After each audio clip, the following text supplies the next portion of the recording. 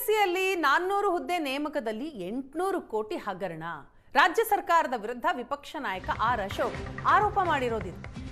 ಪಶು ವೈದ್ಯಾಧಿಕಾರಿಗಳ ನೇಮಕ ಅಕ್ರಮದ ಬಗ್ಗೆ ಆರ್ ಅಶೋಕ್ ಆರೋಪ ಮಾಡಿದ್ದಾರೆ. 400 ಹುದ್ದೆ ಹಿನ್ನೆಲೆಯಲ್ಲಿ 800 ಕೋಟಿ ಹಗರಣ ಆಗಿದೆ ಅಂತ. ಒಂದು ಹುದ್ದೆಗೆ 80 ಲಕ್ಷಕ್ಕೆ ಬೇಡಿಕೆ ಇಟ್ಟ ಆಡಿಯೋ ಬಯಲಾಗಿದೆ. 350 ಮಾರ್ಕ್ಸ್ ಪಡೆಯೋದು ಕಷ್ಟ, ಹಣ ಕೊಟ್ಟವರಿಗೆ 400 ಮಾರ್ಕ್ಸ್, 800 ಕೋಟಿ ಹಗರಣ. ಇದರ ಬಗ್ಗೆ ಸಿಬಿಐ ತನಿಖೆ ಆಗಬೇಕು ಅಂತ ಆರ್ ಅಶೋಕ್ ಆಗ್ರಹಿಸಿದರು. ನೀಟ್ ವಿರುದ್ಧ ಹಂಗಾಮ ಮಾಡಿದ್ರು, ಇದರ ಬಗ್ಗೆ ಮಾತಾಡಲ್ವಾ ಅಂತಾನೂ ಕೂಡ ಪ್ರಶ್ನೆ ಮಾಡಿದ್ರು. ಆ ವಿಡಿಯೋದಲ್ಲಿ ಐಎಎಸ್ ಅಧಿಕಾರಿ ಇದೆ. ಆ ಐಎಎಸ್ ಅಧಿಕಾರಿನ ಹಿಡಿಯೋರು ಯಾರು? ಆ ಐಎಎಸ್ ಅಧಿಕಾರಿ ಸರ್ಕಾರದಲ್ಲಿರುವಂಥವ್ರಿಗೆ ಈ 400 ಹುದ್ದೆಗೆ ನೇಮಕ.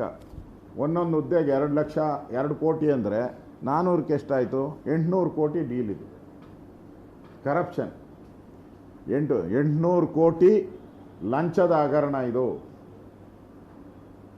ಅಲ್ಲಿ ನೀಟಲ್ಲಿ ಲಂಚದ ಪ್ರಶ್ನೆನೇ ಇಲ್ಲ. ಪ್ರಶ್ನೆ ಪತ್ರಿಕೆ ಲೀಕ್ ಆಗಿದ್ದಕ್ಕೆ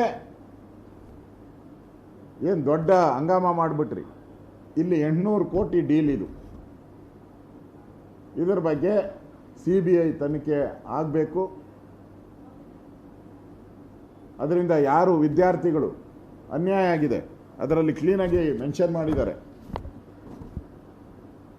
ರ್ಯಾಂಕ್ ಬಂದಿರೋರೆಲ್ಲ ಕಡಿಮೆ ಮಾರ್ಕ್ಸ್ ತಗೊಂಡವರಂತೆ. ಅದರಲ್ಲಿ ರ್ಯಾಂಕ್ಗಳು ಬಂದಿರೋರೆಲ್ಲ ಕಡಿಮೆ ಮಾರ್ಕ್ಸ್ ಅವ್ರಿಗೆ. ಪಶು ವೈದ್ಯಾಧಿಕಾರಿಗಳ ನೇಮಕ ಅಕ್ರಮದ ಬಗ್ಗೆ ಆರ್ ಅಶೋಕ್ ಆರೋಪ ಮಾಡಿದ್ದಾರೆ. 400 ಹುದ್ದೆ ಹಿನ್ನೆಲೆಯಲ್ಲಿ 800 ಕೋಟಿ ಹಗರಣ ಆಗಿದೆ ಅಂತ. ಒಂದು ಹುದ್ದೆಗೆ 80 ಲಕ್ಷಕ್ಕೆ ಬೇಡಿಕೆ ಇಟ್ಟ ಆಡಿಯೋ ಬಯಲಾಗಿದೆ. 350 ಮಾರ್ಕ್ಸ್ ಪಡೆಯೋದು ಕಷ್ಟ, ಹಣ ಕೊಟ್ಟವರಿಗೆ 400 ಮಾರ್ಕ್ಸ್, 800 ಕೋಟಿ ಹಗರಣ. ಇದರ ಬಗ್ಗೆ ಸಿಬಿಐ ತನಿಖೆ ಆಗಬೇಕು ಅಂತ ಆರ್ ಅಶೋಕ್ ಆಗ್ರಹಿಸಿದರು.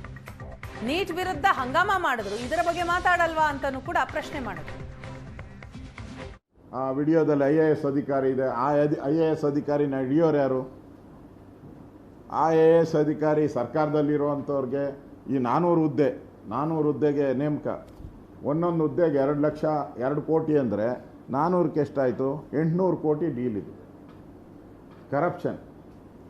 800 ಕೋಟಿ ಲಂಚದ ಹಗರಣ ಇದು. ಅಲ್ಲಿ ನೀಟಲ್ಲಿ ಲಂಚದ ಪ್ರಶ್ನೆನೇ ಇಲ್ಲ. ಪ್ರಶ್ನೆ ಪತ್ರಿಕೆ ಲೀಕ್ ಆಗಿದ್ದಕ್ಕೆ ಏನು ದೊಡ್ಡ ಹಂಗಾಮ ಮಾಡಿಬಿಟ್ರಿ. ಇಲ್ಲಿ 800 ಕೋಟಿ ಡೀಲ್ ಇದು.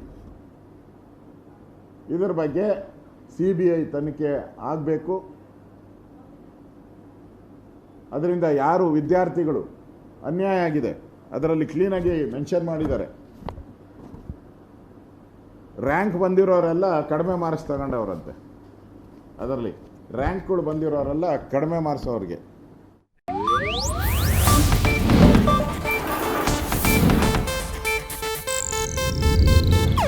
ಇದು ಏಷ್ಯಾನೆಟ್ ನ್ಯೂಸ್ ನೆಟ್ವರ್ಕ್ ಪ್ರಸ್ತುತಿ.